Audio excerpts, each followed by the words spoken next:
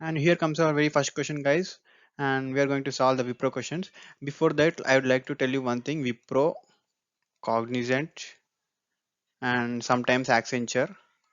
These exams are conducted by AMCAT platform. So most of the questions or models are going to repeat definitely. Remember this point, guys. Yeah. And our very first question is combination. What is the value of combination? 15 combinations 13. 15C 13. It's in the form of NCR. The formula is n factorial by n minus r factorial into r factorial. On simplifying this, 15 factorial divided by 15 minus 13 factorial 2 factorial into 13 factorial. So anyhow, 15 factorial on expanding becomes 13 factorial into 14 into 15. Yeah, it gets cancelled. So 14 into 15 divided by 2 factorial is 2. 2 1s are 2 7s are 15 7s are 105. Option D is the correct answer. And here comes our second question, guys. It's, I think, amount of work done. We can say time related question. So, and without using any formula, I'm going to tell you the solution how to solve. 50 hens give 200 eggs in 2 days. So 50 hens lay 200 eggs in 2 days. So in one day, how many eggs 50 hens will lay? Directly divided by 200 eggs. So 50 hens lay 100 eggs in one day. Okay. And one hen, how many eggs does it lay? 100 by 50. So 2. So we know one hen lays 2 eggs in one day. Now simply we can find 20 hens in order to give 400 eggs. So 20 hens normally lay 40 eggs, but we need 400 eggs. So 400 divided by 40, 10 is the right answer. So option B is the right answer. And here moving on to the next question, guys. Third question, it's related to combinations, and we are given a deck of cards. It contains 52 cards. So we need to select 4 cards, so that out of 4 cards, one should be a spade and one should be a heart. So we know a deck of cards contains 52. In this 52, 13 cards are spades and 13 are hearts and 13 are diamonds and 13 are clubs. So we are asked to find, pick 4 from them. One should be spade and one should be heart. This can be done in, so first of all, we need to select a heart and a spade each. So out of 13 hearts, one heart should be selected, 13C1. And out of 13 spades, we need to select one spade, 13C1. And in all the remaining cards, we need to select 2 cards. So what are the remaining cards? 26, right? No, it's not 26. It will be 50, because those remaining cards may be anything. We don't bother about them. So out of remaining 50 cards, 2 are selected, and remaining 50 cards, we can select any 2. So 13C1 into 13C1 into 50 square, 50C2. 13C1 value is 13. 13 into 13, 13 square into 50C2. So I think you might have got the answer. Yes, it's option A, guys. So here comes our fourth question. I think even it's related to combinations and permutations. So there was an examination and a candidate was supposed to answer 5 questions in all, 5 questions in all from 2 sections having 5 questions each. So what are the total number of ways in which the candidate can select the question, provided that at least 2 questions are to be attempted from each section. So on the whole, you need to attempt 5 questions, but there are 2 sections, and in each section 5 questions each. 5 5 2 sections. So I think you are clear enough with the question. Now the answer is, suppose we need to attempt at least 2 questions from the each section. So the only way to answer is, so in first section he can select 3 questions, and in second section he might select 2 questions, or in the first section selecting 2 questions and in the second section 3 questions. So these are the two possibilities. Now we need to find the combinations. So 5C, if I am choosing the first way, 3 from first section, so 5C3 into, in the second section 2, 5C2 plus 2 from the first section, 5C2 into 5C3. So this is the way. And anyhow 5C2 or 5C3 values are equal. 5C3 is equals to 5C2 is equals to how much? 10, because 5 factorial by 3 factorial into 2 factorial, Answer is 10. So 10 into 10 plus 10 into 10. The answer 200 is the answer. So option A is the correct answer. And here comes the fifth question. A, B, C are such that the B is the simple interest on A and C is the simple interest on B for the same period, same rate of interest. And the find the relation between them. So let us consider that interest is at rate percent R and time is T. So now B is the simple interest on A. B is equals to PTR by 100. PTR by 100. So here the principal amount is A. ATR by 100. B is equals to ATR by 100. And then the second equation, C is the simple interest on B. C is equals to P. B becomes the principal BTR by 100. So now easily this is the equation 1, this is the equation 2. On dividing B by C we get A by B.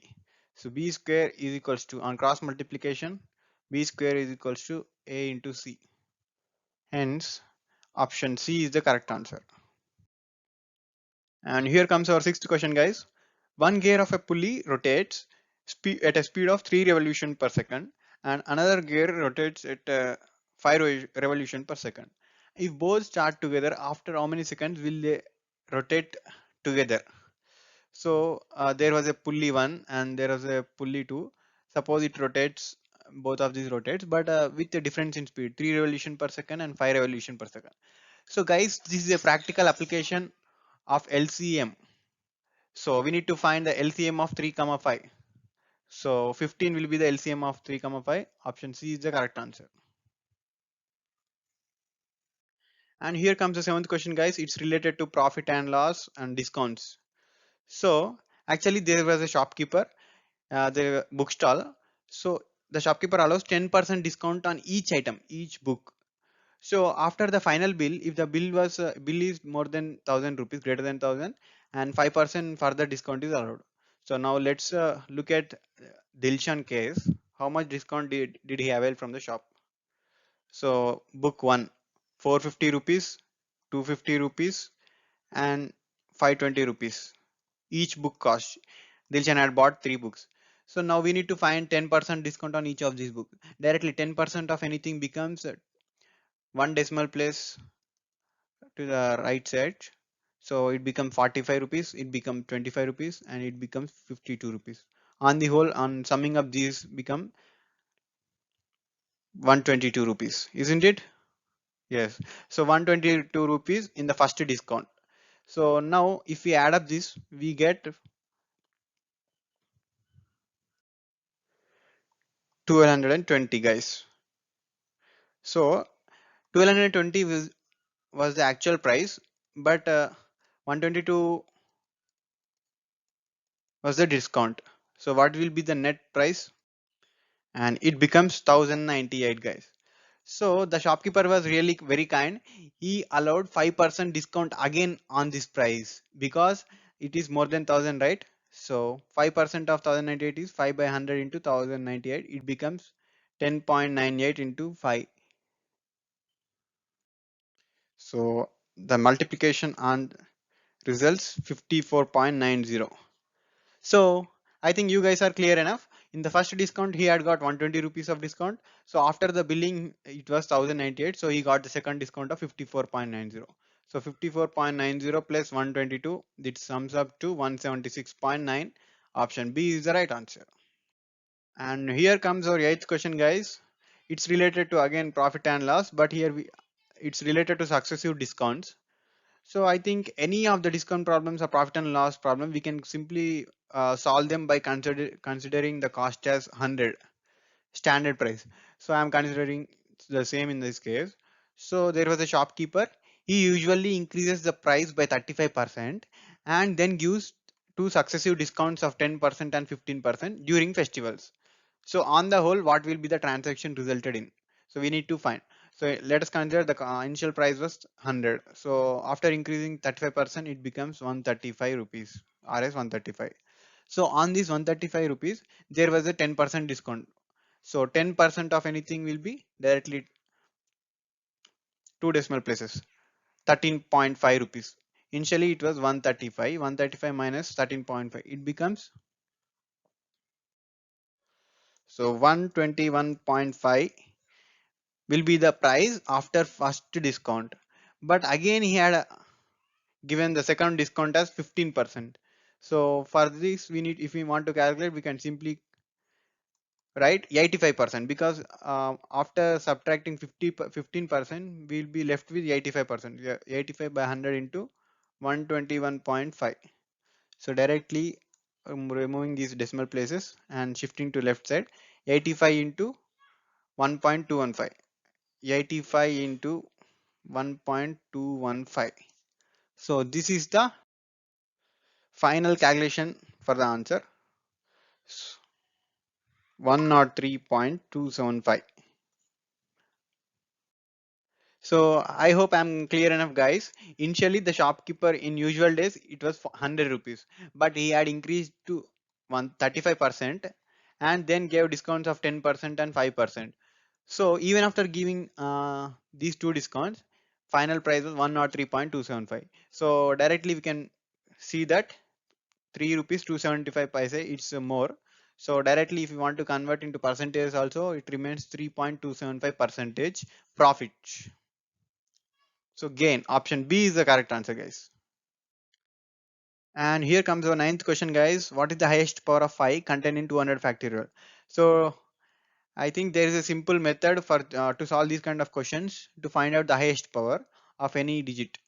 So here we are given the prime number 5. We need to find its highest power. So the method is 200 divided by 5 power 1, 200 divided by 5 square, 200 by 5 cube, and so on. So we need to consider the integral part only until the value becomes 0. So 200 by 5, 40, plus 5 square, 200 by 25, 8, and then 200 by 125. If you observe, 200 divided by 125, we get 1 point something, right? So we only consider the integral value that's greater than 0. So 1 plus, then comes 200 divided by 5 power 4 is 625. So definitely this is going to be 0 point something. So we can't consider. So 0. 48 plus 1, 49. Option B is the right answer, guys.